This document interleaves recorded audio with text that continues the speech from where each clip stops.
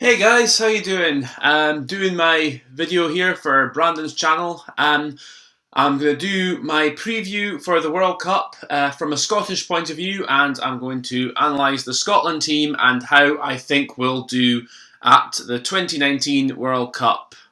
Now, in our warm-ups, obviously, my opinion is it could have gone better in terms of our performance level. We started absolutely shockingly in Nice against France, got thumped 32-3, bounced back, beat them in Murrayfield the next week, and then 2 wins against Georgia.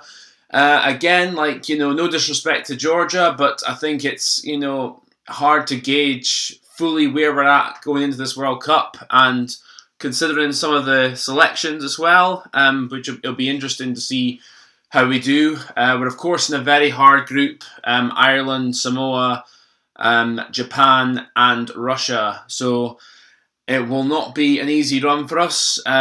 Japan and Ireland, I think, are biggest challengers, and Samoa, we always seem to have hard games against as well. But anyway, I'm going to go on to talk about the squad that's been picked. I covered this on the video on my channel. That there's no huge surprises for me. The only real surprise I'd say is Rory Hutchinson being left out completely and not considered. I think he can be hard done by because he did play very well against Georgia, and when he came off the bench in the previous games against France. So he can consider himself very unlucky that he's missed out on the final selection, with most likely centre partnerships being Sam Johnson and Duncan Taylor. Now, I thought they played pretty well together against Georgia and Murrayfield, but there's still a bit of a way to go. Duncan Taylor, I think, is definitely our best defensive centre we have, but if he can be fit, then I think defensively we'll be a lot more solid than we have been. And I think also that he provides something a bit different to Hugh Jones, not just in defensive work. I think he's a bit of a better passer than Hugh Jones is as well. I'm going to talk about the key players for us in this World Cup. 5 key players, I'd say. Definitely our captain, Stuart McInally, who definitely deserves to be the skipper of the side, given his form, and also I think long term he's going to be our captain as well. And he's someone who I'm a big fan of. Excellent runner in the loose, can be good in the line out, good in the lineouts throwings. He leads from the front, how he plays as well. So I think it was a good choice there. Another key player would be his tight head prop alongside him, Willem Nel, or WP Nel. I think scrum area is going to be one area that is going to be really key in the group we're in, especially against likes of Ireland and Japan. I mean, I think their areas, I think, certainly with Japan, we can definitely get on top of, and I think Nel will be a key player there, providing he's at his best and is fully fit. I think he's up there with the best tight head scrummagers there is, I'd say. Also, another key player for us is Hamish Watson. I think he's definitely our pick of the forwards. I think every team needs a Hamish Watson-like player in their teams, because he just gives so much at the breakdown, in the loose. I think he's as effective as any strong ball carrier in terms of the yards he makes, the tacklers he draws, and how much damage he can do. I'd say he can do as much damage as someone like a Billy Vunipola can, albeit in a different way, obviously. But I think, he's going to be, and also at the breakdowns as well. I mean, it was the one thing in our warm-up games that was good is when he was in the team. We definitely looked like we could slow opposition ball down a lot better. We looked like we could defend a lot better and be more of a threat in the jackal area of the breakdown, and also we could get a bit quicker ball as well with him in the team. So he's going to be a really key figure for us. I'd say the most key figure for us in our team, though, is Finn Russell. Absolutely, we have no other number 10 in the team that is on his level. He's just, on his day, the best attacking 10 in the world, in my opinion, right now. And if he's on form, I think we're going to be we could be very dangerous for teams if he's on form. And I hope he actually does provide some consistency. I think that's one area he has proved on the last 18 months or so, is being more consistent with his performances. But still, against the big boys, it'll come when if the game gets tight, or if we're on the back foot, that's where he is going to be really tested, and that's where he's going to have to deliver and make sure he can do it when we're on the front foot, but also do it when we're under pressure as well. Another key player definitely is our fullback Stuart Hogg. On his day, best attacking fullback there is, and I think he needs to be. He's stepped up into being a leader of this team as well in the backs, and I think if he's going to be a threat to any defenders. We dearly missed him after he got injured in the Six Nations, and even just having him there at fullback, I mean, I think it gives us a lot more. In a lot more of a zip in attack, and a lot more respect in terms of how teams play against them, because they know they can't just kick it straight back to him. They have to, if they're kicking it in behind us, they have to make sure they're accurate. Otherwise, Stuart Hogg can come back and attack him.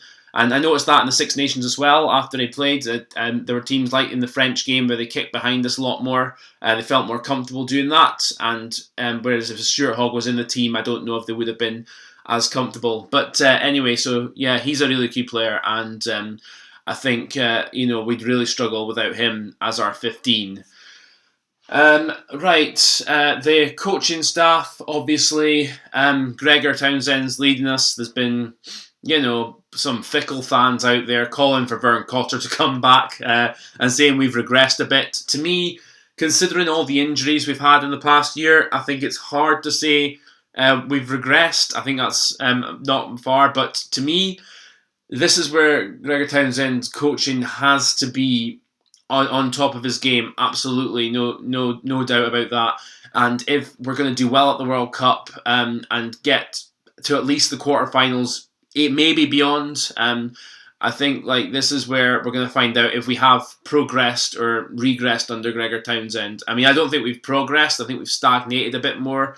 But if we don't get out the group games, then I think that's a sign we're going nowhere. We've gone backwards. And if we don't get out the group, I'm just going to say it. If we don't get out the group, I think Gregor Townsend should go, because this last year or so has been very mixed bag, and also a World Cup, we need to make sure we're doing it on the big stage as best as possible. I know that there are other teams better than us, but we need to make sure that we're showing we can be a team that should be respected on the world stage. And if we don't get out the group, I think we're just going to be a laughing stock. So there, I've said it. My main weakness with Scotland in terms of the team is the lack of ball carriers we have. I mean, we have some players who can carry the ball, and we have players who can offload as well in the pack.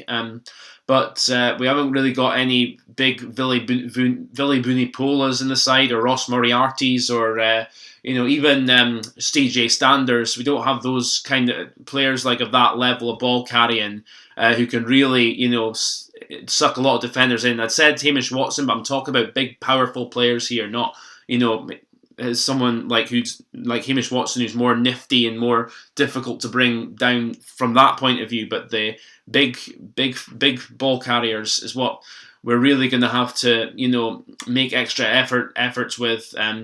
We'll have to be a bit more patient, I think, because I think players like Blade Thompson and Johnny Gray, Grant Gilchrist, John Barclay, all very good players in their own way, but in terms of drawing the tacklers, I don't think they're going to draw as many tacklers. They just need to make sure they at least get over the gain line to make an impact, and we're going to have to be, like I said, a bit more patient and making sure we're picking the right moments to go forward.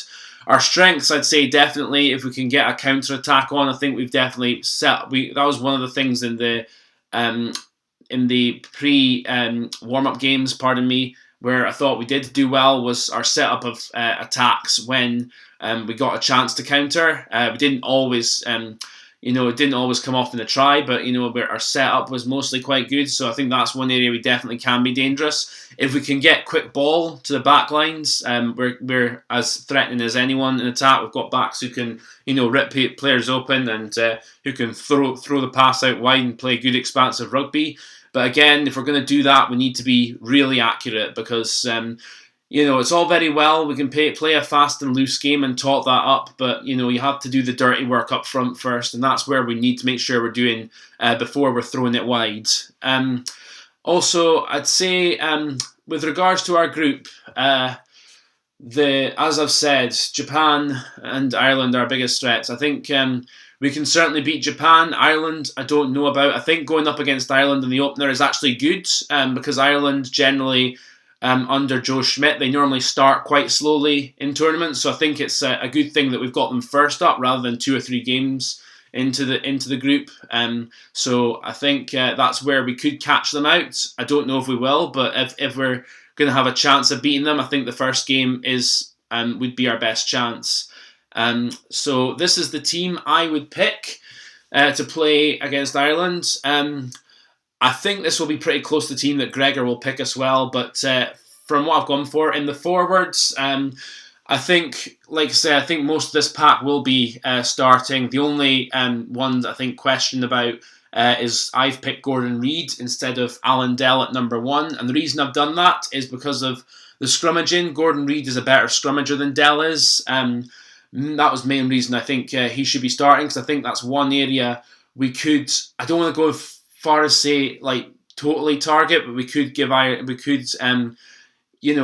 some problems, at least stabilise. And I think if Alan Dell's starting, that's an area Ireland would look to target definitely. With Tag Furlong at tight heads, I think he would definitely have the upper hand over Dell. Against Reid, I think Reid's a better scrummager, so I think he would stabilise things a bit more. That's why I've gone for Reid over him. The rest of it, I think, the rest of the pack, I think that will be what Gregor Townsend picks. Again, Blade Thompson, he's only had 2 caps, pardon me. He played in the second game against Georgia. What am I talking about? He's, again, a very talented number 8, a decent carrier, but he's not. I mean, I've heard a few folk in New Zealand say he's a bit of a journeyman sometimes, so I'm hoping that he steps up and shows what he's about in the game. In the backs, again, I think the only surprise from the team I've picked is I have gone for Ali Price at 9, and I would go either Ali Price or George Horne over Greg Laidlaw starting. Why? Because I want us to go and show we're serious about playing a fast-paced attacking game, and if we're doing well in the second half, if we're winning, then Greg Laidlaw can come on near the end and steady the ship. But I think Ali Price or George Horne, again, this is about consistency with either of them, which is the problem. They're both very good attacking 9s. They can work hard at defence on their day, but again, it's consistency. Ali Price can do some really good things. He can, come up and support the attack line. He can, put nice little kicks over the top and cause problems for teams. But again, his consistency leaves a lot to be desired sometimes. And against the big teams, will he, let the pressure get to him? Will he be able to handle it under pressure? There are big questions that he needs to answer. And I think, if he gets it right, he can do it. But again, that's the question mark, is consistency. But I mean, I would take the risk and pick him just to show we can play this fast game. We're here to win playing rugby, and we're here to, we believe, and we really believe in ourselves. The other inevitable pick should be, for me, Darcy Graham has to be picked over Tommy Seymour. Tommy Seymour, to me, I said it in the Six Nations, I think he's past it.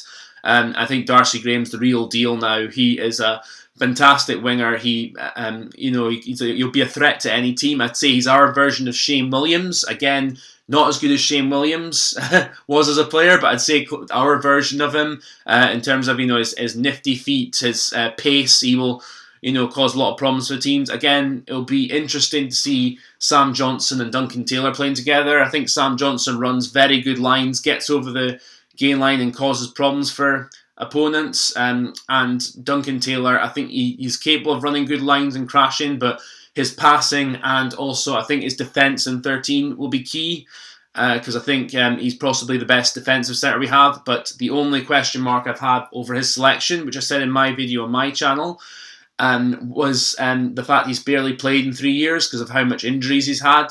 But I'm hoping that doesn't count against him. He stays fit the whole tournament, because I think on his day he is a key player for us.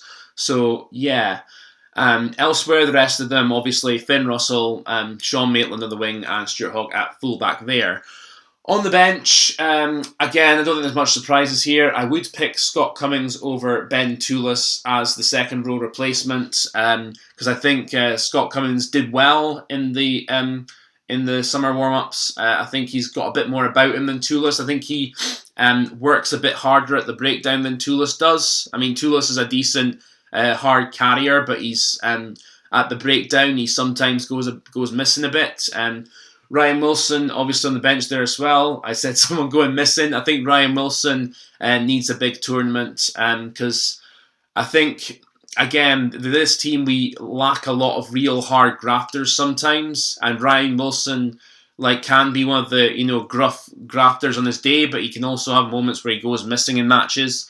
So if he wants to make his name on the big stage, he needs to step up. Elsewhere, I've gone for Peter Horne on the bench over Adam Hastings. I think Adam Hastings, I don't think he's quite there yet. And Peter Horne can cover both centre and he can cover fly half as well if need be. Greg Laidlaw, obviously on the bench, he can cover 9 and 10 as well. And Blair Kinghorn can cover wing and full back. So I think that's close to what the bench will be. I wouldn't be surprised if Gregor Townsend does go for Adam Hastings over Peter Horne. But we'll see. That's, like I said, that's the team I would pick. And my predictions for the game against Ireland, I think it'll be a tough one. I think Ireland would probably win. But if Ireland win, it doesn't mean our World Cup prospects are lost at all, obviously. But I think we need to at least put a good performance in, try and get a bonus point at least. And like I said, if Ireland have a bit of an off day and we're on top of our game, we certainly can win, but it will be a tough one, and we need to be consistent. I have a feeling it's going to be possibly typical Scotland, where we play one really good game in the group, and we play one terrible game against either Samoa or Japan, and yet we somehow just maybe scrape one of those games or something like that. Is a possibility. Who knows? I mean, because both those teams also are very capable of overturning us, but we need to make sure we're on it, and we need to make sure we're consistent. I think, in honesty, my head is definitely saying that quarterfinals will be the best we can do in this tournament. It's very difficult, to get through our group with who we have, and then face the prospects of South Africa and New Zealand in the quarterfinals. Pardon me. And I think, if we can get through one of them, that'll be fantastic. But I don't know. I think quarterfinals will probably be the best we can do, just being honest. But my heart obviously wants us to go on and win it. But I think with the team we have, there's better teams than us. And again, just how big an ask it is, I think it'll be difficult. But having said that, in the quarterfinals, I'd say it's actually a possibility we could play well. And possibly still lose. I mean, that wouldn't surprise me either. Or if we play well and win, fantastic. But again, I'm honestly not holding my breath there. But we'll see. It should be, on the whole, a cracking tournament. I'd say it's the most open World Cup there's been in a while, actually, because New Zealand aren't, sort of runaway favourites for this one. I'd say New Zealand are still the slight favourites, but not by much, and it will be very competitive. I mean, I'd say about 4, maybe 5 teams have a good shot of winning it. So I'm not going to call out who I think is going to win it yet. We'll see how things go. But that's my video, guys. Hope you enjoyed it, and I'll catch you later on. Hope you enjoyed the World Cup. All the best to your teams, unless you're playing Scotland, of course. And thanks for having me on, Brandon. See you later.